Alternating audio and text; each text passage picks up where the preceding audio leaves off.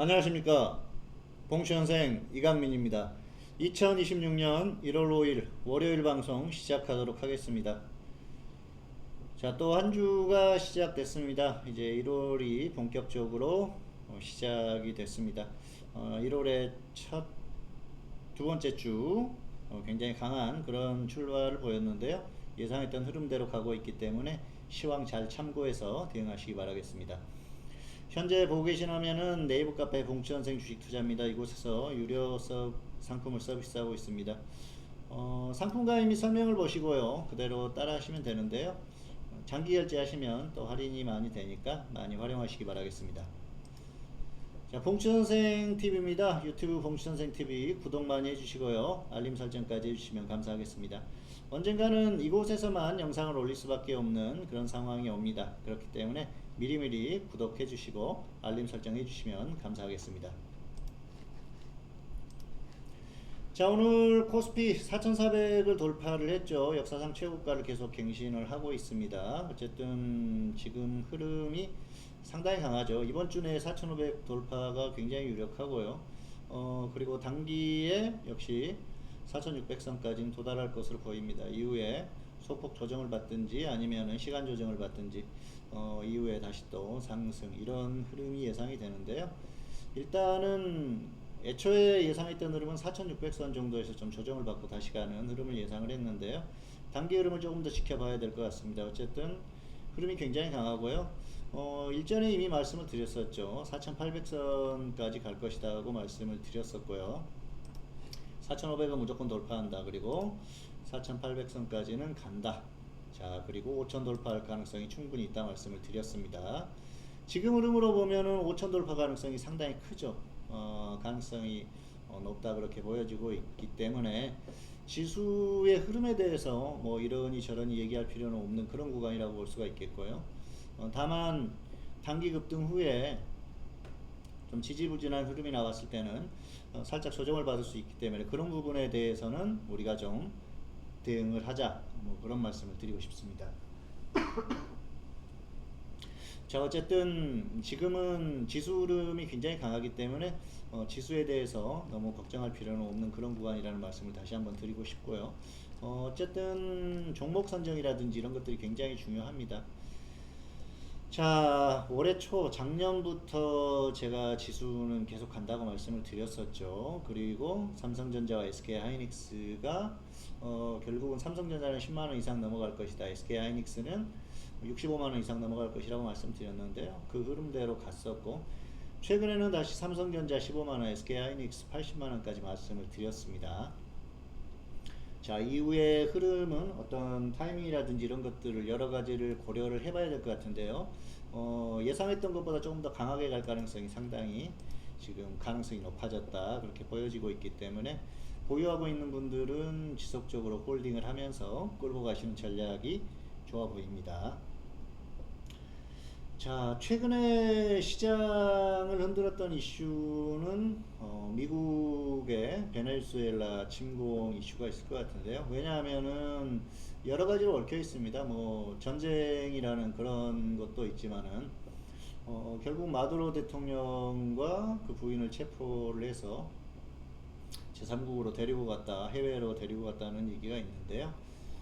미국 쪽에서 트럼프가 행동에 나선 것 같습니다. 결국은 미국의 말을 듣지 않으면은 어떤 일을 당하는지, 뭐 러시아나 중국 정도가 아니라면은 누구든지 어느 나라든지 이런 일을 당할 수 있다는 걸 보여주는 그런 예가 아닌가 생각을 합니다.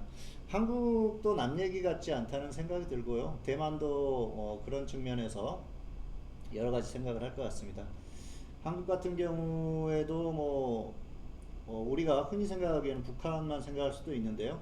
한국 내 상황이 또 변해간다고 하면은 충분히 한국도 그럴 가능성도 있습니다. 왜냐하면은 괌이라든지 일본에 미군 기지가 있고요. 한국 내에도 미군 기지가 있기 때문에 여러 가지 또 북한이라든지 또 한국 내에서 작전을 수행하기가 굉장히 용이합니다. 그런 측면에서 한국도 여러 가지 생각을 해볼 필요가 있는 그런 상황이고요. 어쨌든 남일 같지 않은 좀 불안감을 느낄 수 있는 그런 구간이 아닌가 생각을 합니다. 예를 들어서 북한에서 미군이 작전을 한다. 북한에서 어떤 그 군사작전을 진행을 한다 했을 때는 한국 같은 경우는 굉장히 큰 타격을 받을 수밖에 없거든요. 그런 측면으로 봤을 때는 역시 장기적으로 봤을 때는 그런 불안 요인이 분명히 있다고 보여지고요. 다만 그런 상황까지 가지 않고 어떤 상황이 해결이 된다면은 좋을 수 있겠지만은 역시 불안 요인은 조금 있다고 생각을 합니다. 다만 단기적으로 이 베네수엘라 사태가 주식시장에 영향을 크게 미칠 것 같지는 않습니다. 유가가 상승하는 그런 면에 대해서 부담감을 느끼는 분들도 계실 것 같은데요. 그 부분은 크게 이렇게 작용할 것 같지는 않습니다.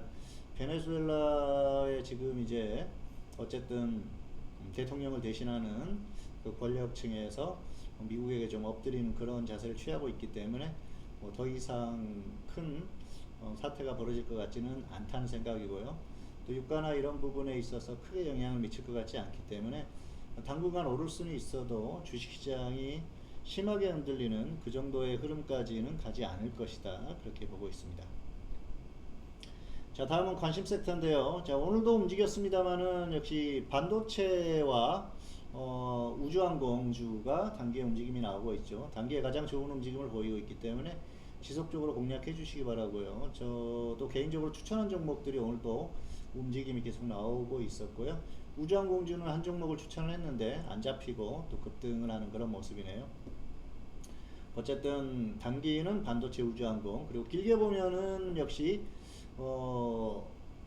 로봇, 2차전지 충분히 움직일 수 있는 그런 그 섹터고요. 그리고 바이오 쪽은 계속 움직이기 때문에 바이오는 가격 메리트가 있는 종목은 언제든지 공략을 해도 된다는 말씀 다시 한번 드리겠습니다. 자, 마지막으로 종목 하나 살펴보겠습니다. 오늘 살펴볼 종목은 테라뷰입니다.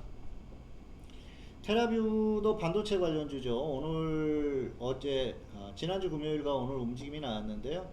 단기 흐름이 좋아요. 그리고 역시 좀 아쉽죠. 사실은 이 정도 구간이면 들어가 볼 만한데 좀 놓쳤습니다. 어쨌든 좀 아쉬운 그런 종목이고요. 단기에 또 조정을 받게 된다고 하면은 충분히 또 아래쪽에서 접근해 볼 수 있는 그런 종목이니까 관심을 갖고 좀 지켜보시는 게 좋을 것 같습니다. 아무래도 좀 확실하게 조정을 받을 때까지 기다리시는 게 좋을 것 같고요. 불안 매수로 접근하시면은 충분할 것 같습니다. 반도체가 계속 움직임이 나오고 있기 때문에 향후에도 움직임이 괜찮을 것으로 보이고요. 조정을 받으면은 아무래도 접근할 수 있는 좋은 기회가 되지 않을까 생각을 합니다. 자, 다시 한번 네이버 카페 봉추현생 주식투자 보여드립니다. 유료 상품 많이 활용하시기 바라겠습니다. 자, 오늘 방송 마치겠습니다. 감사합니다.